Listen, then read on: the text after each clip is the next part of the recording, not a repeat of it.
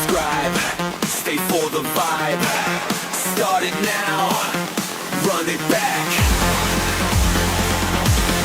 One more time.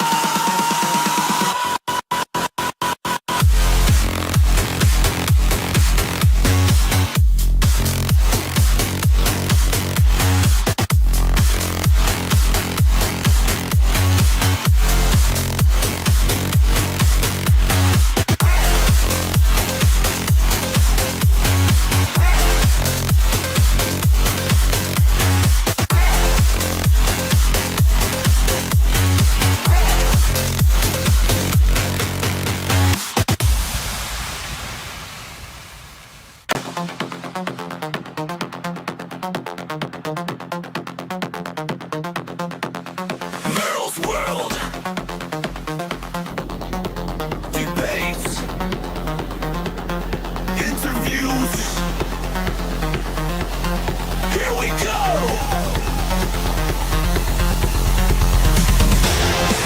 Bring it up. Bloodsport debate. Tidy review. Straight to you. Not one step back. On the attack. Share the light. We are in the fight. Welcome to the show.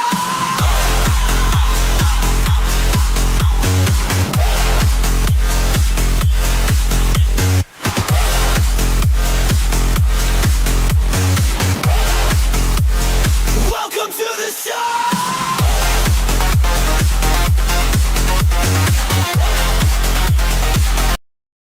And welcome to the show. We have a good one tonight, and we're going to be interviewing GenesisDebates from TikTok. I know him and love him as a good friend of mine, and it's a pleasure and an honor to be able to get into his head a little bit and have some discussions about his future, his past, and what he plans on doing in this current situation. And we're going to do this because this is episode number 2 of Merle's World interviews.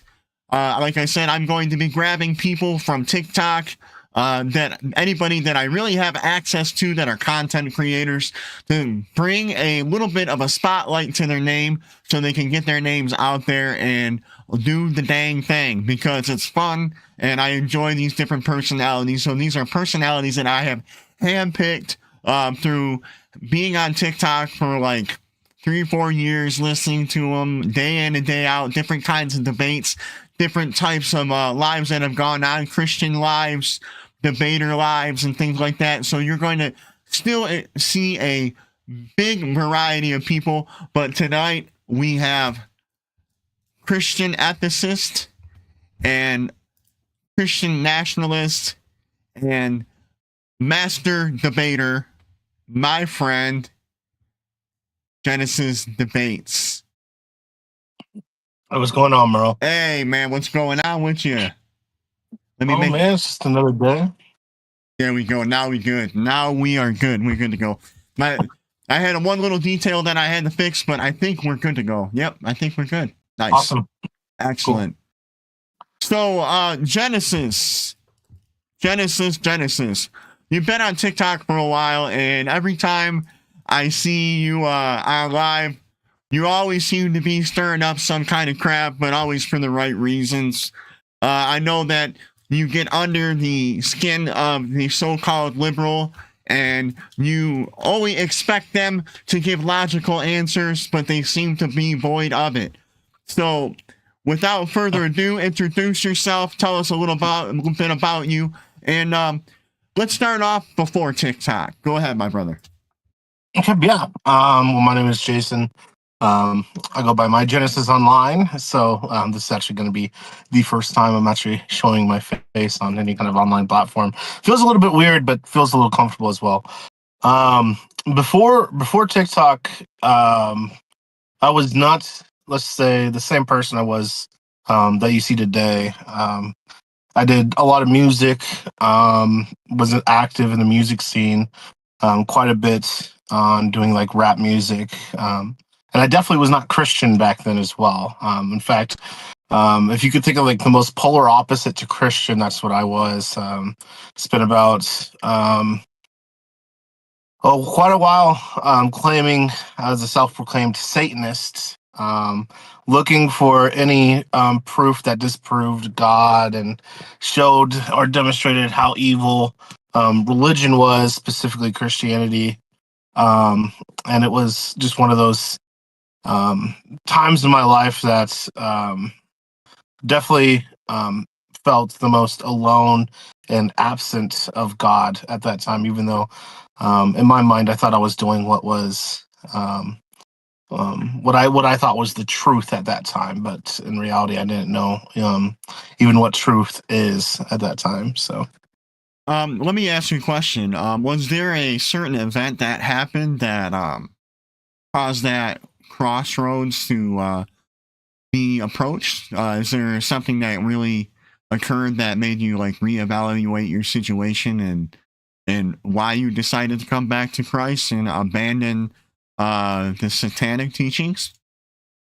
yeah, there's a lot. I guess we can start like when I was growing up, I was raised very much Protestant, but didn't have the belief that my parents wanted to, like, I guess, demonstrate or show to me as I was growing up. I mean, I was a kid.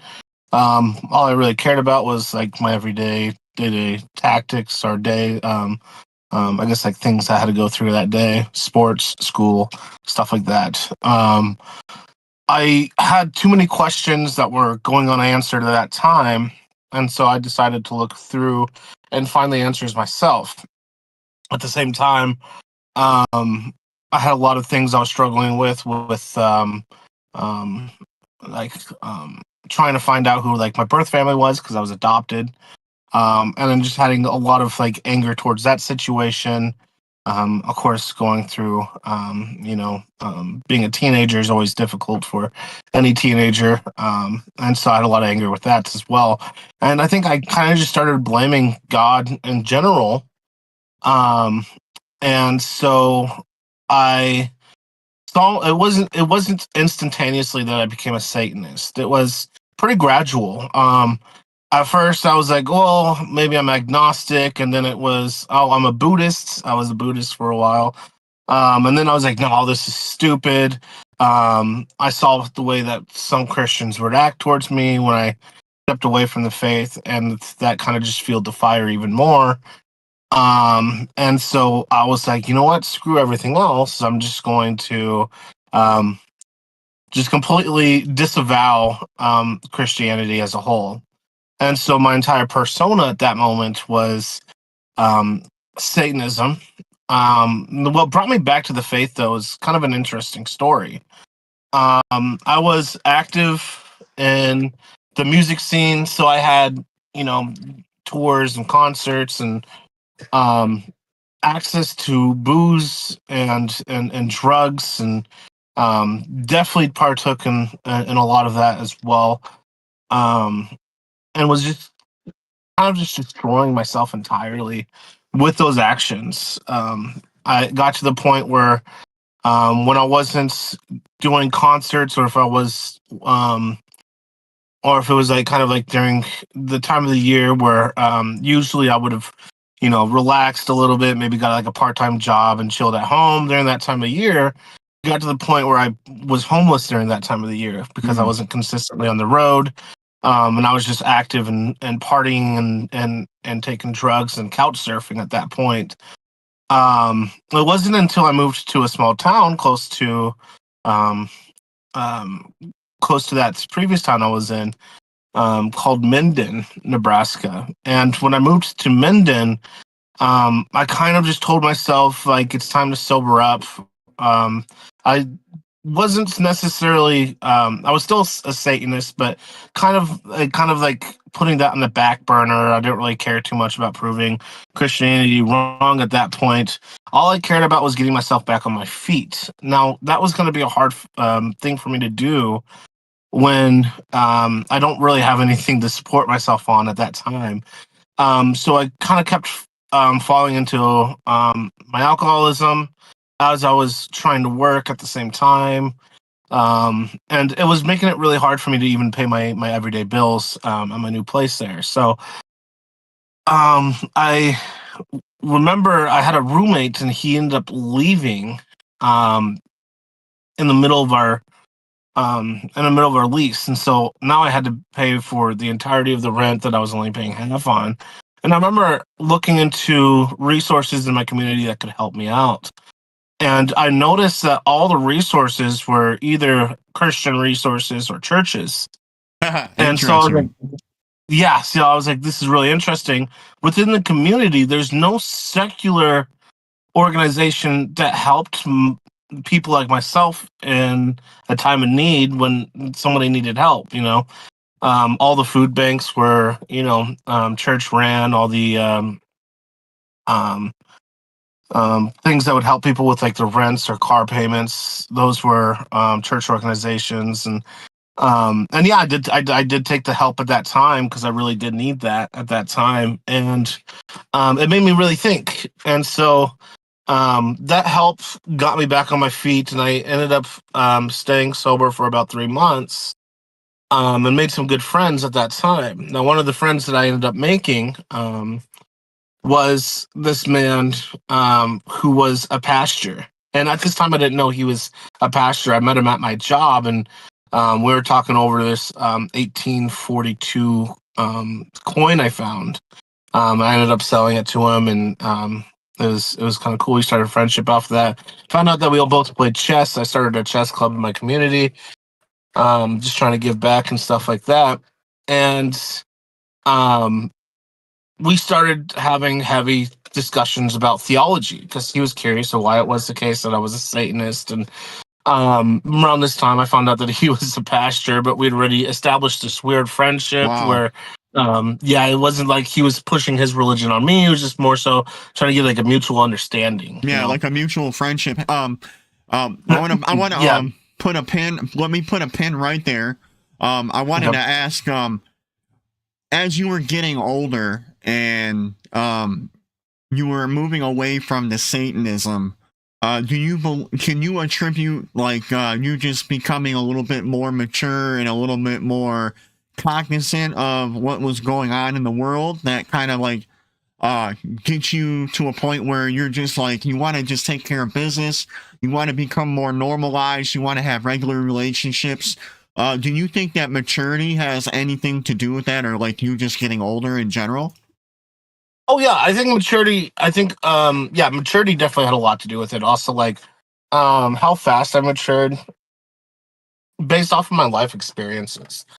Um, I had a really bad abusive relationship that helped me mature and grow up really quickly.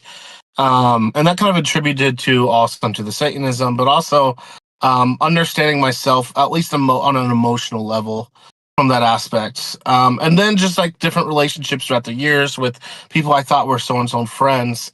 But the growth in myself away from Satanism definitely had a lot to do with I would say maturity, because at that time I was in fact a liberal at that time, believe it or not, where I was very much pro-choice. I was very much, pro-degeneracy, as we would call it now. Mm-hmm. And I did notice myself as I got older. I was like, okay, maybe these things don't really affect my life in a positive way, and maybe there's a reason for that.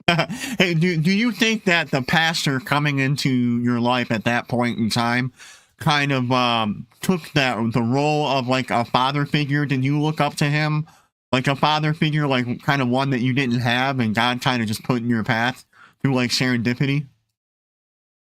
Yeah, not so much a father figure. As weird as it was, he's very much older than I am. Mm-hmm. He's in his 60s or 70s, yeah, 60s. Um, but it was more so like a friend that I never really thought that I would have, if that makes sense. It was like we were able to I felt comfortable talking about anything, whether it was my usage with drugs, whether it was how much I struggled with alcoholism, or even if it was the case that I was having sex with whatever woman that I was at that time with. and I felt comfortable talking to him, and he never judged me for any of these actions. So I do think that this was definitely something that God definitely had put in my path, was to have this pastor here that's a friend that I didn't really actually see as a pastor, someone that I could talk about theology with, but not be shamed for my actions with, or feel shamed for my actions with at that time. And I think it was a combination of him entering my life and then me reestablishing a relationship with my adoptive parents. Um, that's really opened my eyes to how great the Christian faith truly is. And I would say with maturity and the relationships with my adopted parents and my pastor friend, those things definitely solidified my, I guess, change of heart, my change of mind towards Christianity.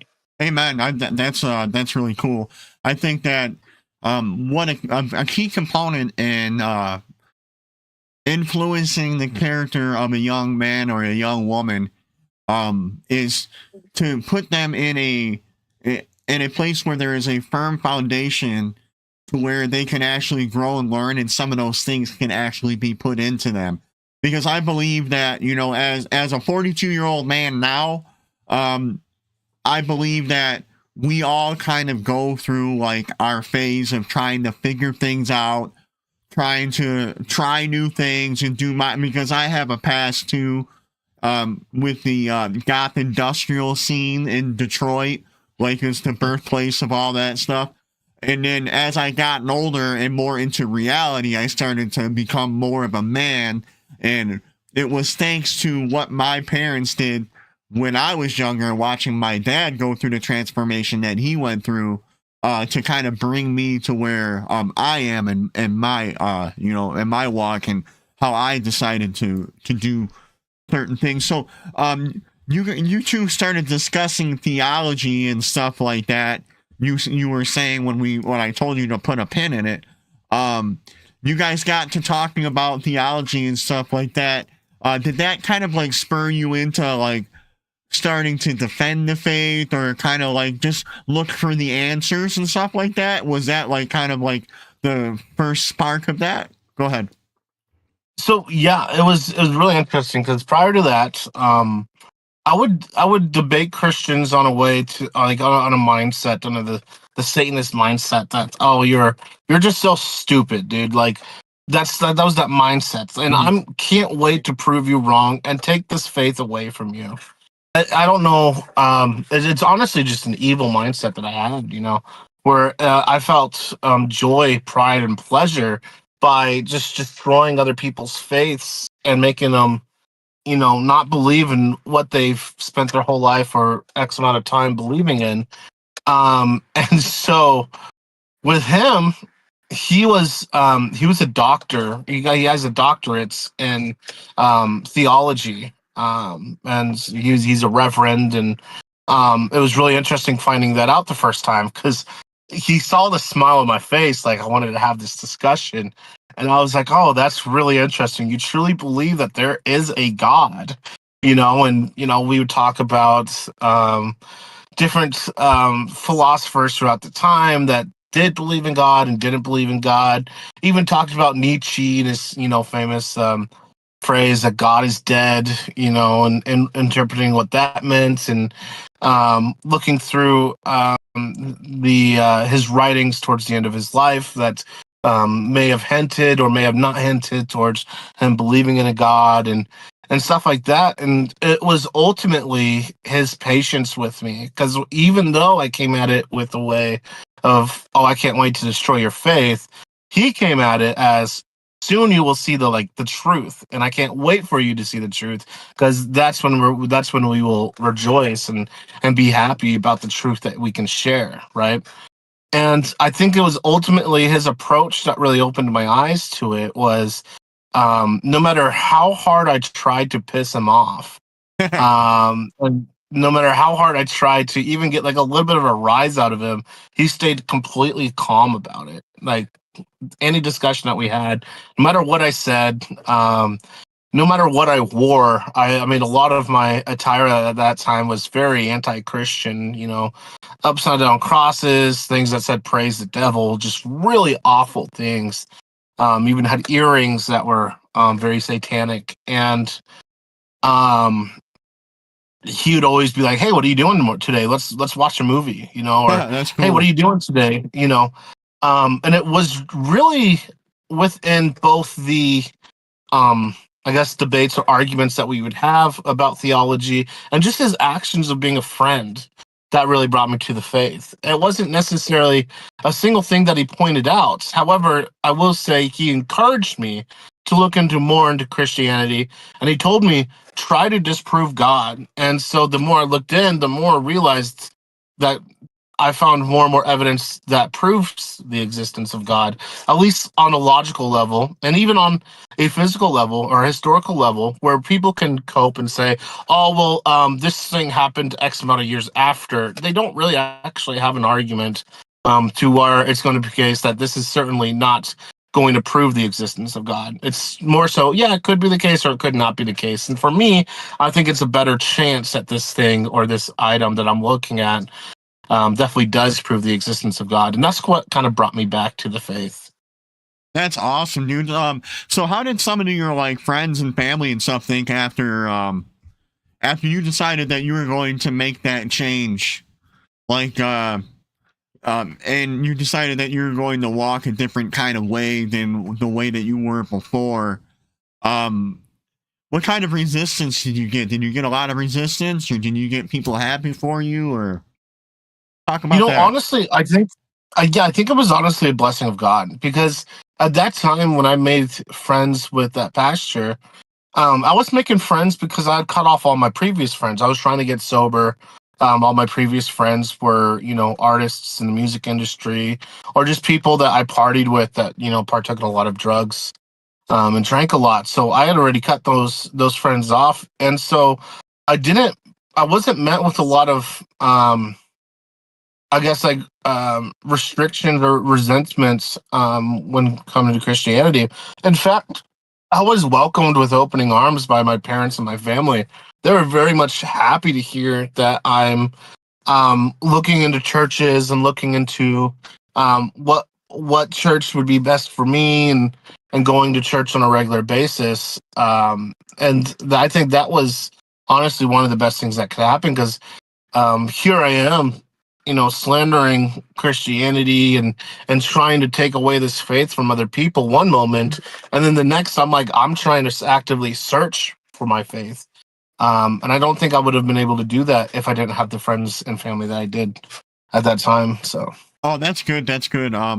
So now we're gonna move a little bit. We're gonna move a little bit closer to the present, and we're gonna start talking about um who are some of your influences. And then after that, we're gonna we got some other good questions. All right, go.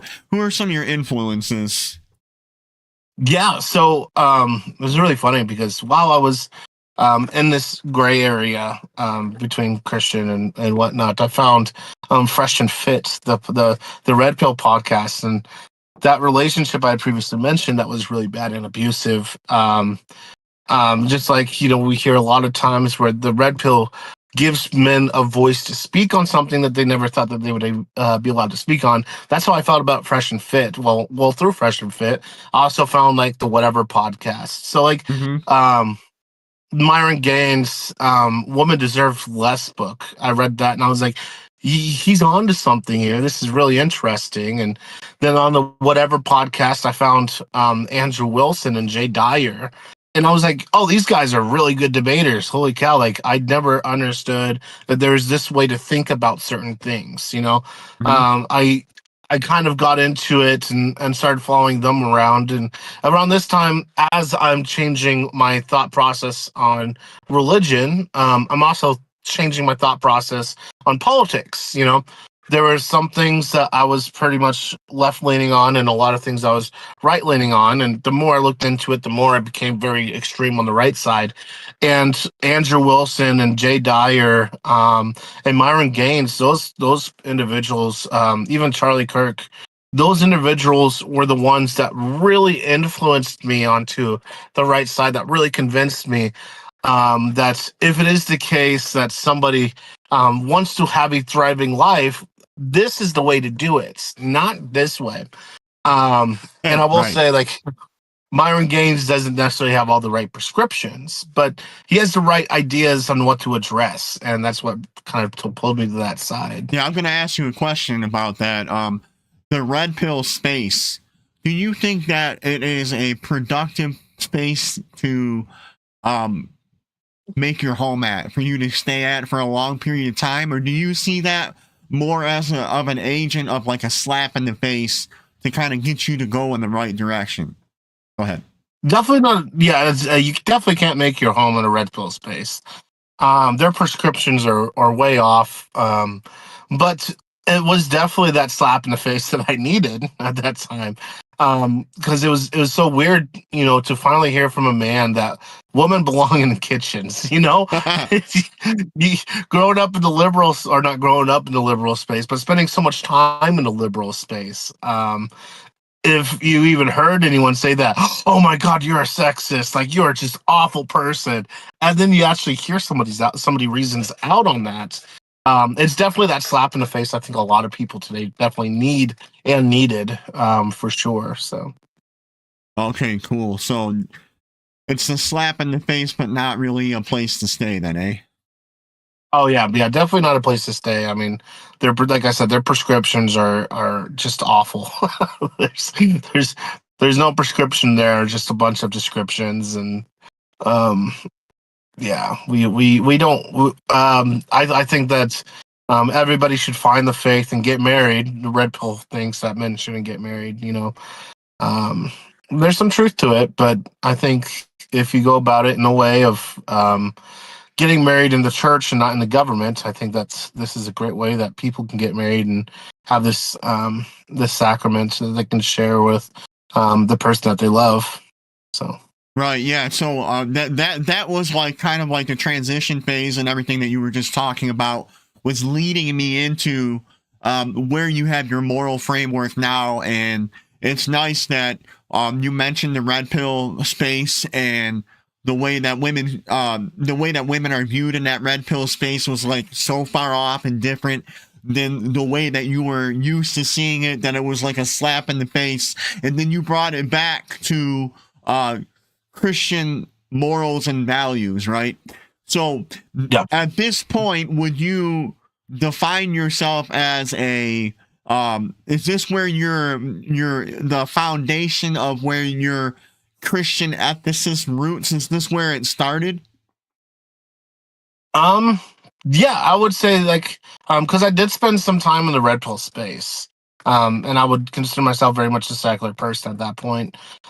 Where that foundation necessarily started was the more I looked into Andrew Wilson and the Crucible, and even looked into like Jay Dyer, and finding out what orthodoxy was around the same time. I made some friends on TikTok as I started debating on TikTok at around the same time, and I found out what the orthodoxy was, and um, that kind of solidified my, I guess, the origins of my Christian ethicist worldview that I hold to today. And would you consider yourself a Christian nationalist? Oh yeah, yeah, definitely. It's very interesting because yes, I would even consider myself a Christian nationalist back when I was a secular, which sounds like a contradiction. But it was more so the argument that Andrew Wilson would give from a secular perspective on how, like, it can't even be the case that God doesn't exist, but these ethics, this ethical system to which Christians hold to, would benefit a society far better than any other worldview could benefit the society. And I really thought about that, and I was like, I think Andrew's actually onto something. And if he's onto something here, even granting the inexistence of God, then I think the morals itself would show that showed the validity of the existence of God at that point. And I think it was truly that point that really solidified my faith. Once I've understood exactly how the ethics of Christianity really do benefit people entirely. Yeah, and that's pretty much your launching pad for most of your arguments, because I've listened to a lot of the arguments that you had based on various different subjects. Hosting your own lives and being a part of other people's lives, it seems like the place where they fall apart is that they always have no moral ethical framework, and then the framework in which they're operating from always comes from preferences, and then you can always ask the question, well, why does it matter? And at that point, it seems like a lot of people who haven't really thought their ethics through, they dropped the bomb, the ball. I mean, drop the bomb. You drop the bomb on them, they don't know how to act. But it's like I think that is a good kickoff point to where you can actually start to change the hearts and the minds of the people. And sometimes they do kind of need that ethical slap in the face. I know that with children that don't know any better, that do not operate on logic, they need to be taught logic. And sometimes that requires, a little slap on the wrist or a slap on the butt or something like that to kind of snap them out of that behavior. And I feel like that intellectually, then sometimes that's what you got to do. And I'm going to ask, now that we have the moral ethicist, that you consider yourself a moral ethicist and you have a Christian ethical moral framework, and you have found orthodoxy, how do you come to terms with using some of the verbiage that you use and the approaches that you have, kind of like blood sport tactics with some people, and square that with your belief in God? Yeah, so that's a really good question. I use I guess like a form of logic. It's called like mirror logic, right? So I mirror my interlocutor completely 100%. Whether there's a knowledge gap between us, if they aren't as intelligible about a subject, then I really bring things into a layman's terms and bring them onto a level, their emotional level as well. If they're willing to engage in good faith with me, and willing to actually try and understand my perspective on things, and as I'm trying to understand their perspective, I really just kind of mirror exactly how they're doing, even their posture. If whenever I'm having a debate with my family members or a friend in person, I'm mirroring their posture as well. And I think it sets a level of comfortability when you're able to do this. It also allows you to keep control of the conversation as well, to where if they start getting bad faith, then guess what I'm doing? I'm not necessarily getting bad faith, but I'm meeting them on that level of, well, if you're going to act like this, let me demonstrate how ridiculous this looks, right? And I think this is a really productive way to do so, while still demonstrating love and kindness, right? It's a way to really kind of connect with not only the person but the audience as well. You can get a little silly with it as well, and people like that silliness. You can get factual with it, and people like that factualness. But I think the most important thing is understanding why you're still there, and that's why I ground a lot of I guess like what I know in virtue epistemology, which is essentially just understanding that what I know and why I know it is because I truly want to seek the truth.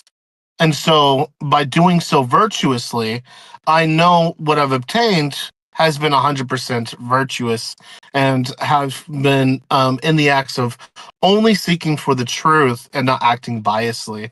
And so when you bring this into a debate space, it leaves out the error of neglecting the truth or neglecting what could be true, because you don't want to be made stupid, or you don't want to be made wrong. You're willing to actually change your mind in this instance. And I think when your opponent sees that also, it definitely brings them down to that calm level. They're willing to have this discussion with you. Yeah, I do believe that in a lot of these discussions that we have with people, especially those that disagree with us, that aren't really practicing having conversation or in the art of having conversation, that we have to kind of break down some barriers and find some familiarity to remind them that they are human, and that we are human, and not one is better than the other one. And I do believe that by demonstrating to them their own actions, like you were saying, it kind of snaps them out of the behavior that they're in, so you can break through and have those conversations. But I know that there's also situations where that's impossible, so you verbally have to just beat them down until they say uncle, or you pretty much have to put a verbal Kimura on them and make them tap out and give. And especially in debate. Now, conversation's different. I think that they can be give and take in conversation, but if you're trying to win a formal debate and there's a person that's just stuck and they won't change, or there's a certain point where they won't try to engage anymore because they're just now bad faith, then that's time to kind of like get into the rhetoric and stuff like that.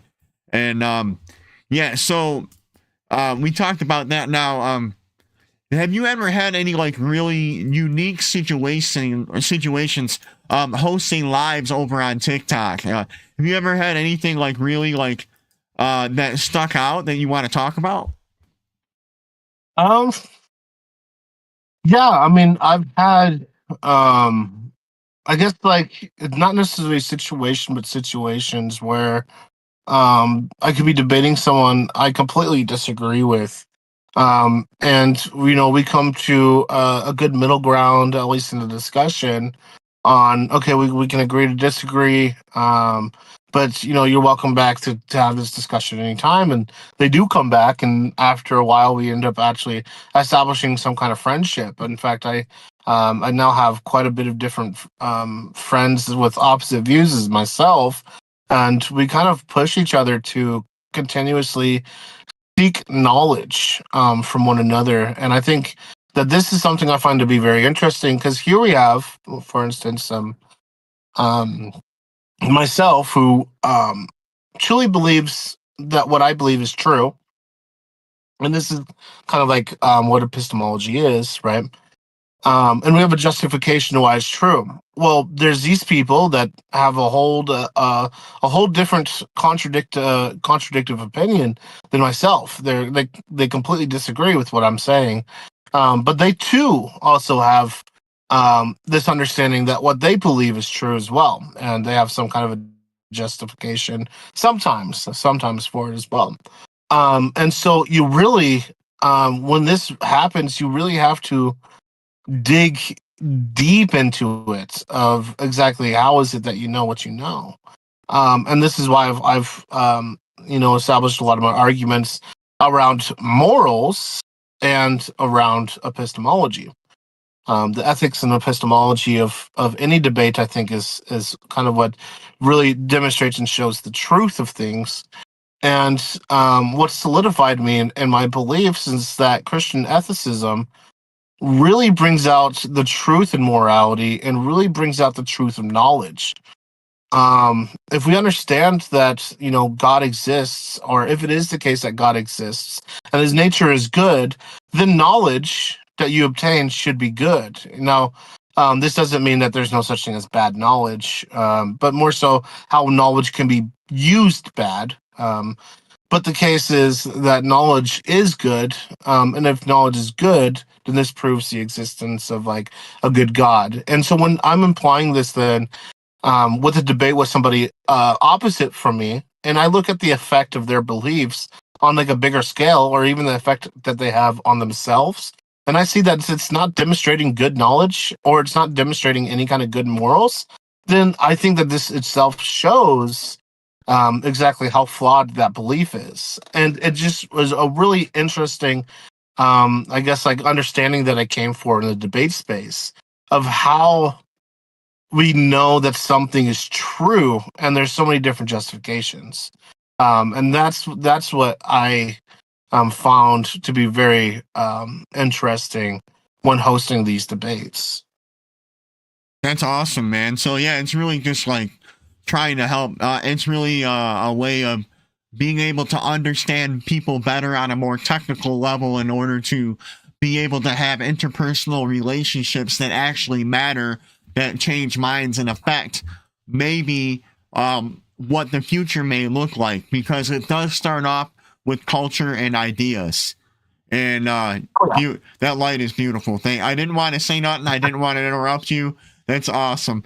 But I think that's one thing too that I've learned just being in and around the debate space and watching these different things happen. I know that I don't participate too much in like formal debate and stuff like that, but I do see the use case scenario that would benefit not only you as a communicator, but those that you're also communicating with, because it's the intent of using that tool and that methodology to better yourself and to better those that are around you. It helps you become more disciplined, because now you have to be able to you got to be able to cash those checks that you write with your mouth, because if you don't cash those checks that you write with your mouth, then your whole entire persona, everything that you're trying to do and whatever you're trying to represent becomes null and void. It's not it is easy if you're disciplined, but it's not easy if you can't stay disciplined. Like if you're talking out the side of your mouth and you're not living the things that you say that you believe, then you can say a whole bunch of profound, intelligent stuff. But if you have any kind of shadow of doubt that's being planted as a seed in the people that hear and the people that you want to try to communicate and talk to, then it defeats your argument, whether it's the most logical argument that you could ever have. And I think that there are a lot of people who have those pitfalls where they would be really good debaters if they just knew when to keep their mouth shut. When they just knew when to just, pull it back a little bit and allow the things that have been said to marinate and to grow inside the person that is listening. And then also, you have to be grave and be taken seriously as well. So there is an entertainment aspect to it, which I want to get into a little bit. And I also want to get into like collaborating with other creators and stuff like that, like what we're doing now.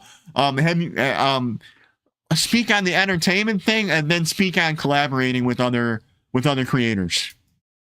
Yeah, like the entertainment side of like debating. Yeah. So, there's kind of multifaceted, right? Because here you're trying to actively change people's minds, but the tactic in which you do so, you can't just sit there and be factual the entire time. And this is kind of where rhetoric comes in play. And you kind of have to make it entertaining to the people watching as well. Like, for instance, if I'm debating somebody and they're making philosophically, right?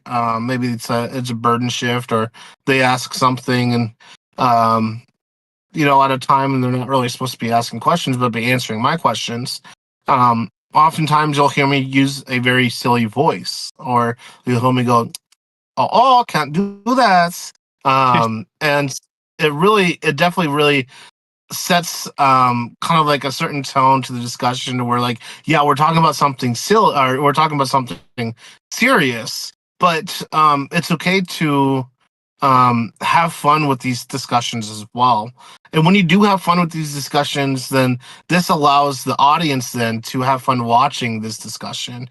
And I think ultimately that's one of the more important things, because you want people to actively engage in these discussions and not be like, oh, that's boring. Why do you do that? Right.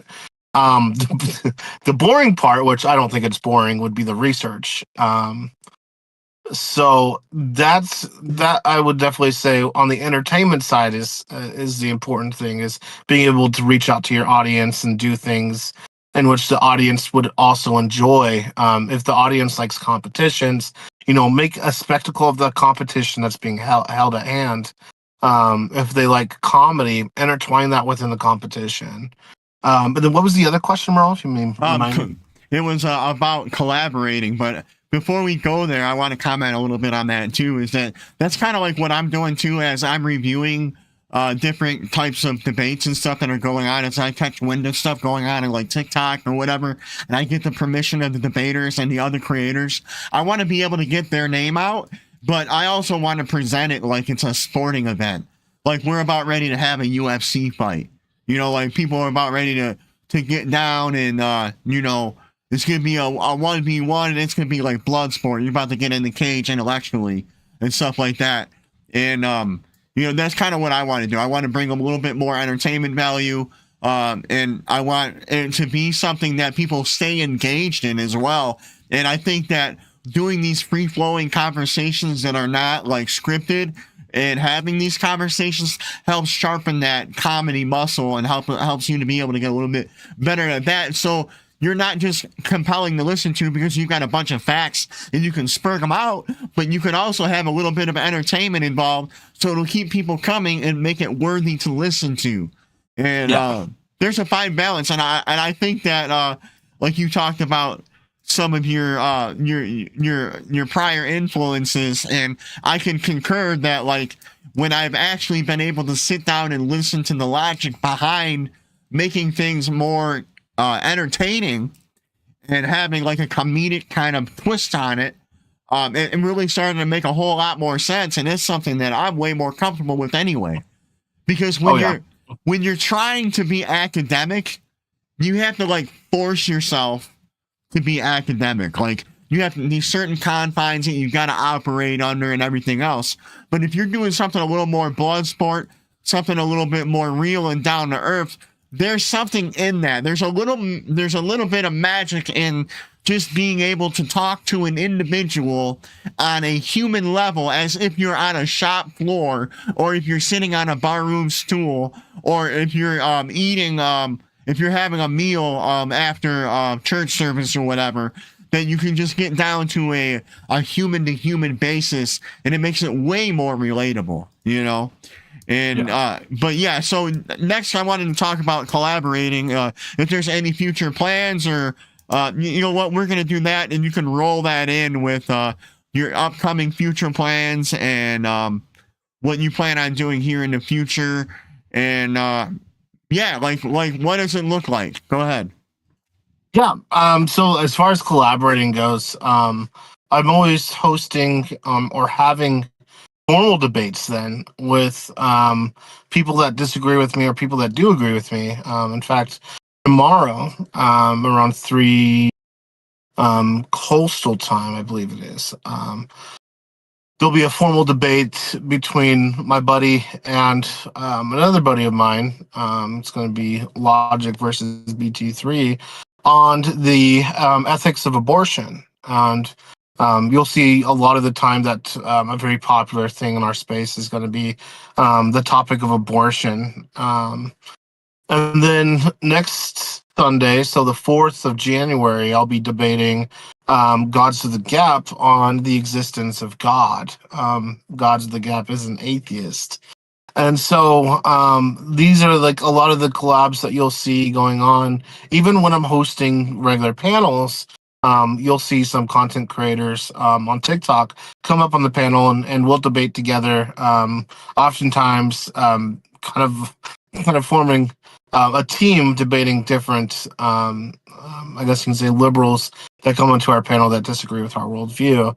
My plans, though, for the future is to establish a Rumble channel in which it'll be more so like a debates talk show where I get to bring up different creators, maybe even creators that I agree with, and really get to pry at their worldview and believe and understand what it is that they believe on more of epistemological and metaphysical level as well, and really dive deep into the philosophy of things. Whether we agree on the same thing or disagree on the same thing, there's always going to be a disagreement somewhere with it. So, for instance, if Merle and I are both Christians, well, I'm sure that there's some things that we probably disagree with on on the confines of Christianity, or at least how people should act on Christianity. So that could be something that could come up in a potential a potential idea coming up on that page, or if it could be,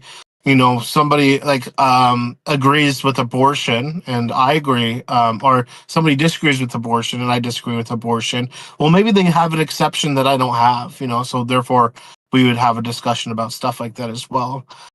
So that's kind of what the channel is going to look like. Maybe even a little bit more politics involved in that, because I don't spend a lot of time talking about politics on TikTok, but I think it would be a good space for that as well. So.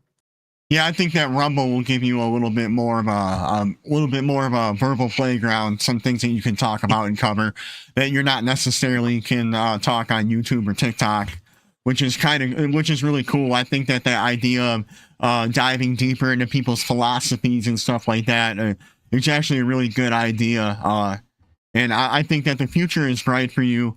I know that from what I've seen, in your debates and the things that you have had, that you take it seriously. You spend a lot of time doing it. And, I think that you need to be highlighted and brought up. I know that recently on the Crucible, they I don't know if they knew it was you or not, because they didn't show the video from the invasion, but they had the heavy breathing atheist that Andrew Wilson decided that he was going to jump up on your panel and have an impromptu debate with, which I thought was totally awesome. I think that day I heard it, and like as soon as it came out, I'm like, I'm going to be the first commenter on it. So I always try to be the first commenter on the videos. And then I'm listening to the video and I'm like, dude, is that in Genesis? I'm like, yeah, it's Genesis. So I thought that was really cool. I think that you would be really good with Speakeasy. I think that you would be really good entering into the panelverse and going in and when they're having these open panels and really starting to pick a fight and engage with whatever topics that they're engaging in. I think that you would be a really good candidate for that. I think that personally, my summation of you is that I think the TikTok debates are good, but I think they only allow for a certain amount of growth. And either that or you're going to have to learn how to tap into the TikTok grift. And that way you could be able to expand your horizons and be able to fund the sharing of your content and stuff like that. Because I know that on that platform, it's hard to organically grow.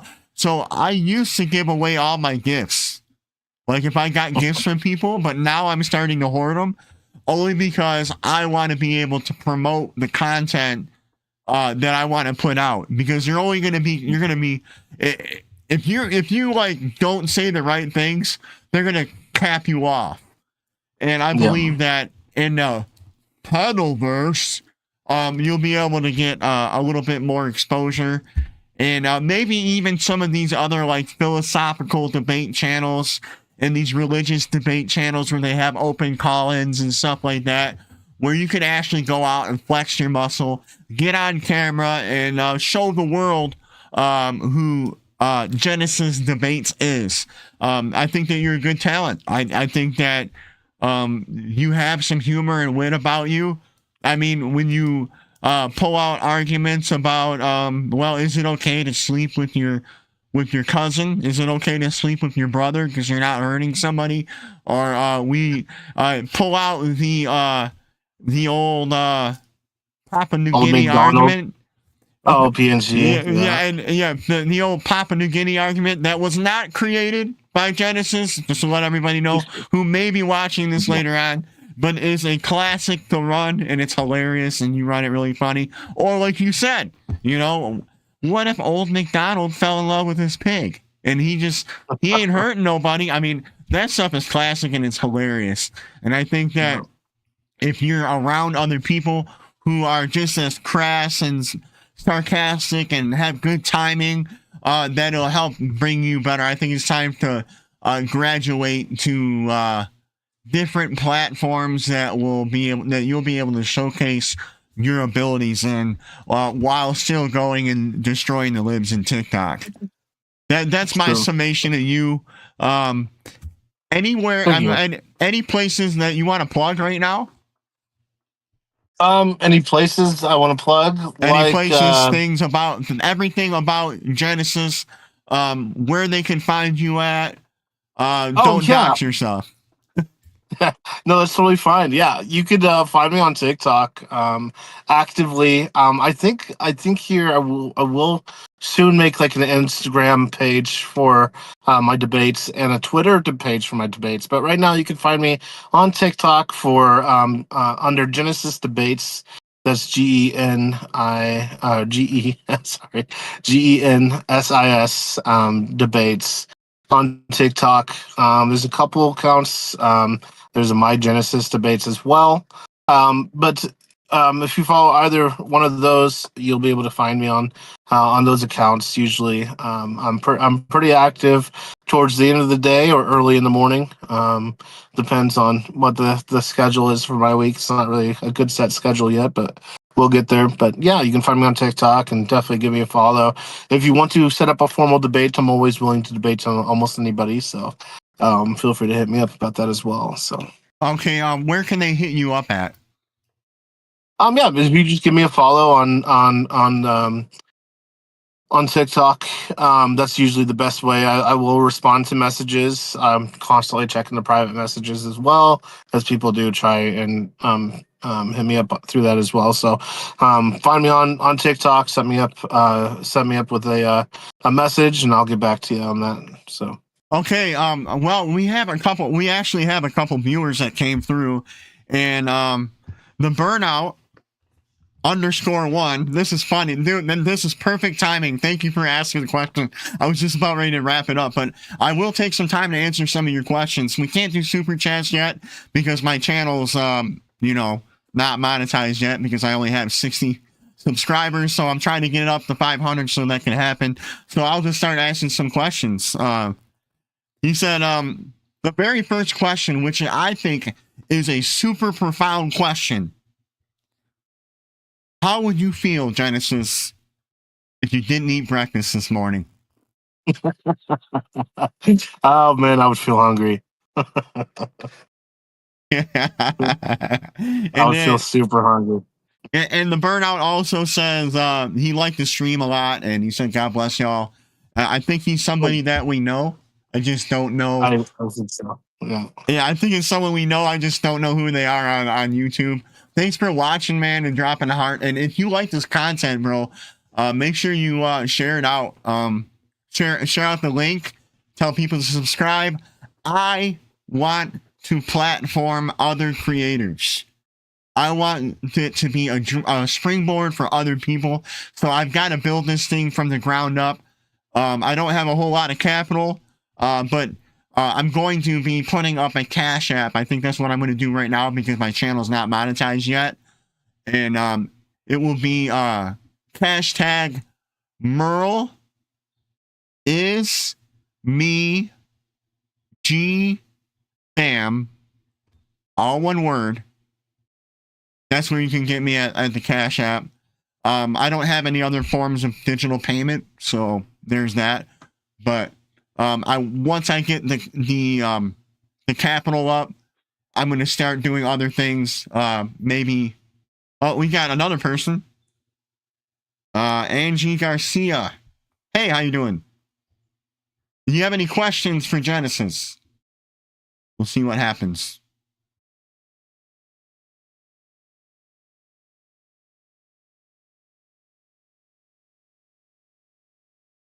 Well, I think that we're gonna end up calling it, but I'm gonna get to my end screen and everything else and close this out. This has been a really good conversation, dude. I appreciate your time, and everybody else who just came in, you just popped in, you just happened to see that we were live now. This will be live. Probably takes like an hour for like processing and stuff, but you'll be able to watch the whole thing. It was a pretty good stream. So Genesis. It was nice to have you. It was always a pleasure to hang out and talk with you, man. Likewise. God bless you, bro, and Love you, man. Take it easy. All right, I'm gonna close God out bless, here, bro. and that's it. All right. All right. Well, there you have it, everybody. I'm gonna switch over. I gotta learn how to do these cutscenes a little bit better. There we go. Okay, now it's just me. So yeah, make sure that you come and check out my channel. Make sure you subscribe and like. Make sure that you share this thing out, because I want to put people that are on TikTok, YouTube, wherever. I want to put everybody on a big pedestal, especially when it comes to debating things that actually matter in this world, because culture is downstream from politics. And if we are engaging the culture, and if we're doing the thing that we're supposed to be doing, it will cause a change. And I admire everybody who takes their time to get on platforms, to debate, to do all those things. I think that's a really awesome thing. You know, I think that's great. So you can find me on TikTok, Merle's World over on TikTok.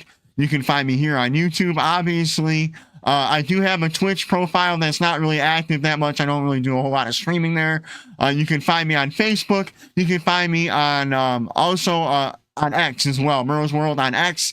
I'll be posting all my updates and stuff like that. And thanks for the engagement in the chat. I really appreciate that. I hope to keep these coming.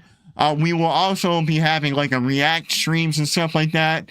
I am probably going to take Genesis and we're going to hang out for another time where we're going to watch a video and we're going to react to it live. And it's going to be really fun. I like to collaborate and work with the people that I do interviews with. And with all that being said, God bless you all, and have a happy new year and a Merry Christmas. And I'm out. Take it easy, y'all.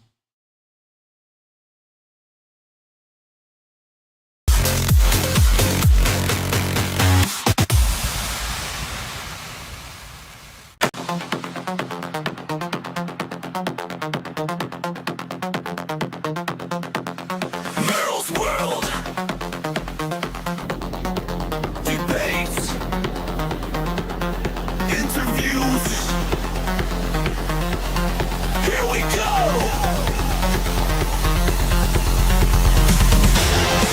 Bring it up. Blood spot debate. Tidy review. Straight to you. Not one step back. On the attack. Share the light. We are in the fight. Welcome to the show.